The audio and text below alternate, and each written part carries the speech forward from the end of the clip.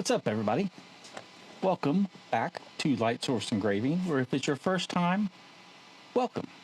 My name is Patrick, your host as usual, and today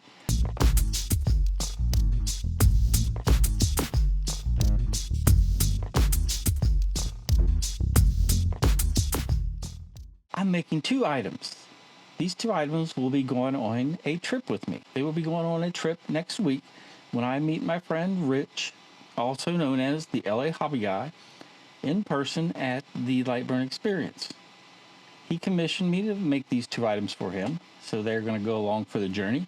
And I thought I would share my journey making these items with you. So let's just jump right into Lightburn. I'll show you the hat patch first, then I'll show you the hat patch on the hat press, then I'll show you Lightburn and the second project that I'm making, and then show you that project on the laser. But hang around for the second one because it's pretty cool. I think you'll like it. Let's jump into Lightburn. All right, so we're set up in Lightburn with the LA Hobby Guy logo. I'll be running this on my CO2 Galvo. My CO2 Galvo is made by Noah Laser. It is a 30-watt long Yongli source with a 6x beam expander, 175mm lens. The first layer we'll be running is just a fill layer at a speed of 500, power of 15, frequency of 20. That'll do the engrave. And then we'll cut it on the CO2 Galvo, running a speed of 40, power of 50, frequency of 20. And this will cut that leatherette in one pass, and it'll make it through the leatherette and the adhesive. So leatherette and adhesive cut through in one pass with the CO2 Galvo. It is important to run air assist with the CO2 Galvo when you're cutting leatherette, leather, other materials, as you will get flare-ups and you'll need the air assist to tame those flare-ups.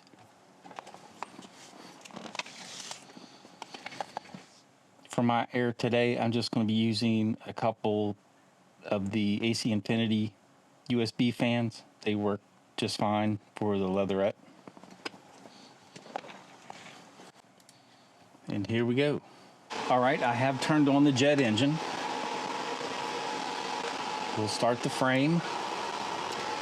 Now, I call this a jet engine because this RF CO2 Galvo is air-cooled, and there are, I think, like 8 fans cooling the laser source while it's running, so it is loud. I do apologize. The perils of working in a shop with machinery. 1, 2, 3, go. And this doesn't take too long to engrave. CO2 Galvo does a great job on the JDS Leatherette that has the foil backer underneath. It always looks nice. Again, 30-watt CO2 Galvo, 175mm lens, 6x expander. And you can see the edge of the USB fan there. Let's zoom out, and then you can see I've got the USB fan right there beside where the laser is running. All right, now let's zoom in again.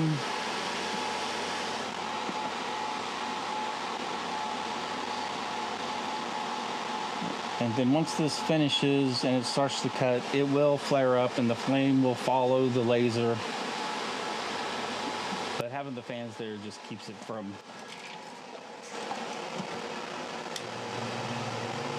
having the fans there keeps it from flaring up in any. I've never had a big fire. That's not to say it can't happen, but the fans definitely add a significant amount of safety to the equation. All right, now we should be getting ready to cut it out.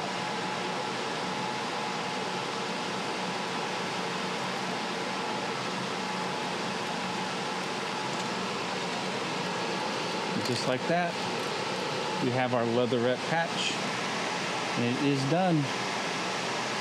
Now it's ready to go in the hat.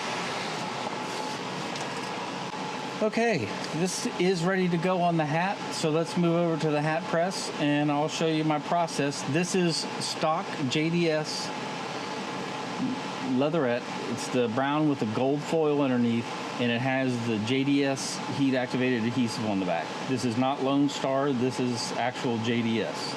So the procedure for pressing it is a little bit different, but it seems to adhere just fine so far in my experience. All right, we're over here at the hat press. It's preheated, ready to go. I'm going to use my normal filler item, which is a magic eraser. I found I can normally press about 10 times before it's compressed too much that it doesn't hold the shape of the hat. So magic eraser. Lock this guy in place. I'm trying to hurry and do this for the camera, and it's not working out well. All right.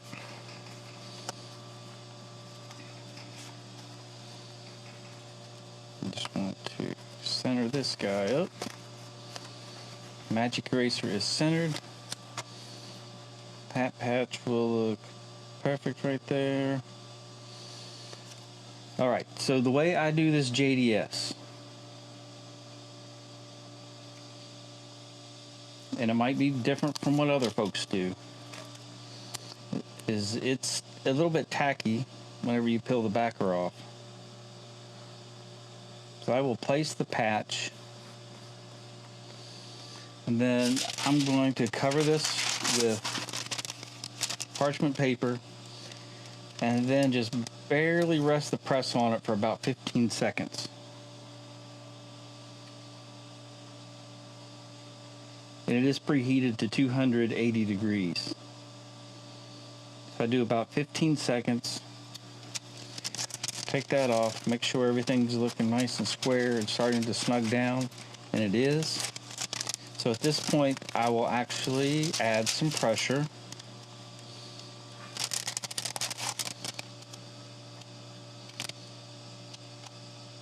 I can normally tell pressure is being added just by watching the bill of the hat move a little bit. So as soon as I see that bill start to move a little bit, I'll know that it's getting an adequate amount of pressure.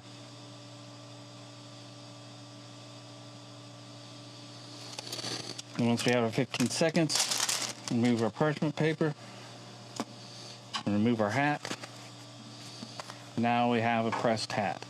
Now I did want to show you that in the event that you add too much pressure and you get a little wrinkle on the sides, spritz it with some water, and while it's still warm, it will basically steam it and steam the wrinkle right out of the hat.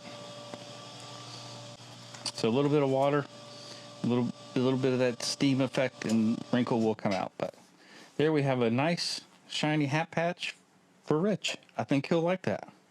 Looks good. The brown matches the back of the hat. Gold shines. I like it. All right, so there's project number 1 done. Hat looks good. The brown looks really good with that, with the hat. I like the combination. Wish I would have done this one. The burn to learn in the brown. Now that I look at it, I think I like it better.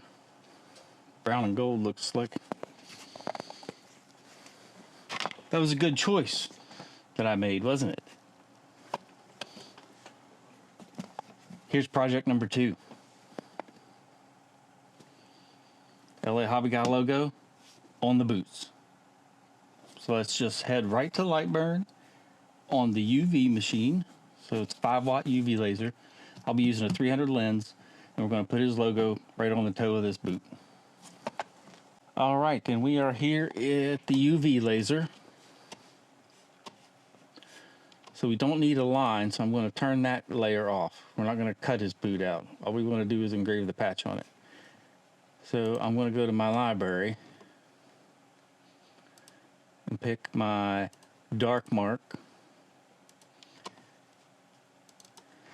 And that is a speed of 500, frequency 40, Q pulse of 5, line interval 0.025.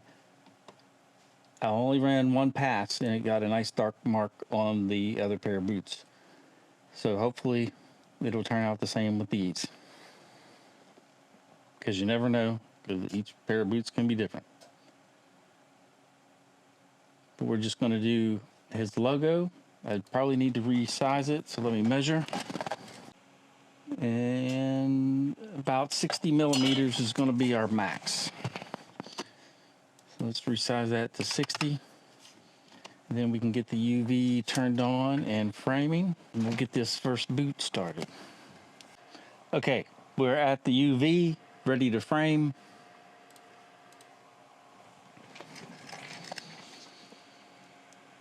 Get this lined up. And I think make that just a little bit bigger.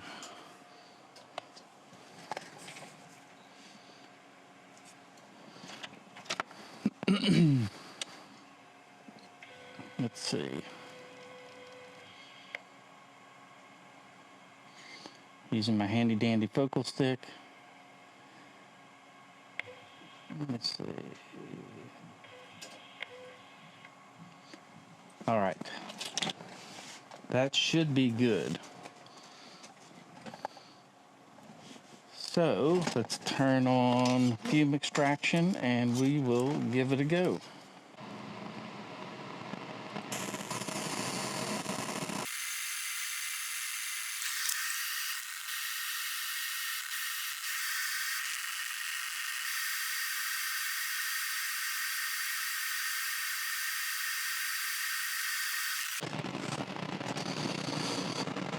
All right, folks, there's boot number 1.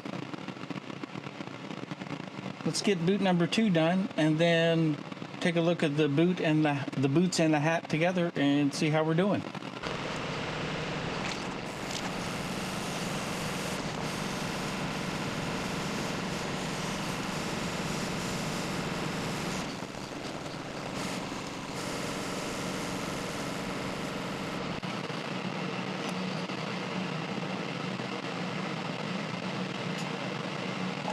All right, we are done. 2 boots and a hat. How do we do?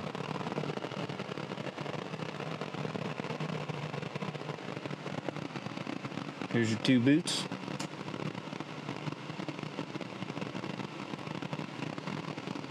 I think they look good.